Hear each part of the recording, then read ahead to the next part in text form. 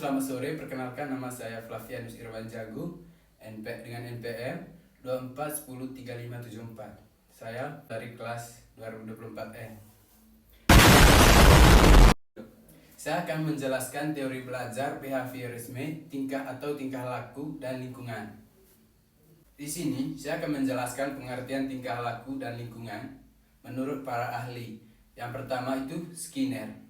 Sebagaimana dikutip oleh Cooper et al. 2007, mendefinisikan tingkah laku sebagai pergerakan organisasi atau bagian-bagiannya dalam kerangka referensi yang disediakan oleh organisme atau oleh berbagai objek atau bidang eksternal. Yang kedua, dari sudut biologis, tingkah laku adalah suatu kegiatan atau aktivitas organisme yang bersangkutan yang dapat diamati secara langsung maupun tidak langsung. Yang ketiga, ensiklopedia Amerika mendefinisikan tingkah laku adalah sebagai suatu aksi-reaksi organisme terhadap lingkungan. Tingkah laku baru terjadi apabila ada sesuatu yang diperlukan untuk menimbulkan reaksi, yakni yang disebutkan rangsangan. Yang keempat, sementara itu, Robert W. berpendapat bahwa tingkah laku adalah tindakan atau perilaku suatu organisme yang dapat diamati dan bahkan dapat dipelajari. Dan yang kelima, sedangkan menurut Sunario, tingkah laku adalah aktivitas yang timbul karena adanya stimulus dan respon serta dapat diamati secara langsung maupun tidak langsung. Yang kelima, pada tataran ini, lingkungan dipahami sebagai segala sesuatu yang mempengaruhi tingkah laku, baik yang berasal dari luar maupun berasal dari dalam individu itu sendiri. Namun, tidak semua yang ada di lingkungan yang mempengaruhi pada tingkah laku. Yang pasti, ada bagian-bagian atau unsur-unsur tertentu dari lingkungan yang membawa pengaruh pada tingkah laku. Yang keenam, dengan kata lain, lingkungan adalah hal yang besar di mana individu berada, dan unsur-unsur tertentu atau terkecil dari lingkungan yang membawa pengaruh pada tingkah laku individu disebut stimulasi.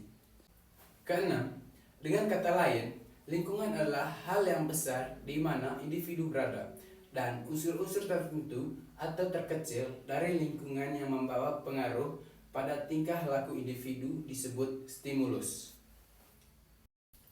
Terus, poin yang kedua, trial and error learning. Pertama, menurut Thorndike, belajar merupakan proses uji coba, trial and error learning. Ketika pembelajar atau orang berupaya memahami sesuatu, ia memberikan sejumlah respon untuk mencerahkan masalah yang dihadapinya. Ada 3 hukum tentang proses belajar, yaitu 1. Hukum kesiapan, 2. Hukum pelatihan, 3. Hukum efek. Poin yang ketiga, proses belajar kontiguitif dan asosiatif. Yang pertama, kontiguitas dimaknai sebagai kemunculan suatu respon segera setelah adanya stimulus karena adanya simultan antara keduanya, baik dari aspek waktu maupun lokasi. Yang kedua, konsep kontiguitas dan asosiasi dalam psikologi dapat ditelusuri dalam gagasan Edwin Ray Guthrie pada tahun 1886 sampai 1959. Kombinasi yang stimulti yang mengiringi suatu gerakan akan cenderung diikuti oleh gerakan itu jika kejadian berulang, atau Hergemhan dan Olson 2009-226. Ketiga, menurut Guthrie, belajar menganut prinsip one trial learning atau belajar satu percobaan. Terus keempat, ia menyatakan suatu pola stimulus mendapat kekuatan asosiatif penuh pada saat pertama kali dipasangkan dengan suatu respon.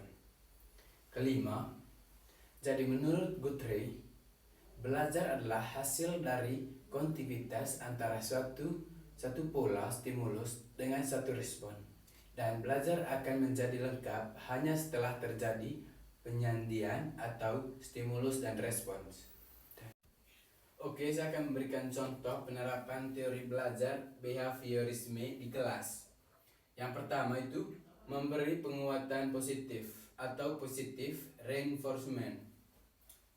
Seorang siswa rajin mengerjakan tugas tepat waktu, maka guru memberi pujian atau hadiah kecil seperti stiker bintang. Yang kedua, memberi hukuman atau punishment. Siswa mengganggu teman saat pelajaran berlangsung, maka guru meminta siswa duduk terpisah atau mengurangi waktu istirahatnya. Yang ketiga, latihan ulang atau drill and practice. Yang keempat, pembentukan perilaku atau shaping. Seorang siswa belum bisa lancar membaca, maka guru memberi tugas membaca bertahap, dimulai dari kata, lalu kalimat pendek, dan seterusnya, serta memberi pujian di tiap kemajuan. Yang kelima, mencontoh perilaku atau modeling. Siswa belum tahu cara menyapa guru dengan sopan, maka guru mencontohkan menyapa dengan baik, lalu mengajak siswa menirunya. Baik, itu saja yang saya jelaskan tentang teori belajar behaviorisme atau tingkah laku dan lingkungan. Terima kasih.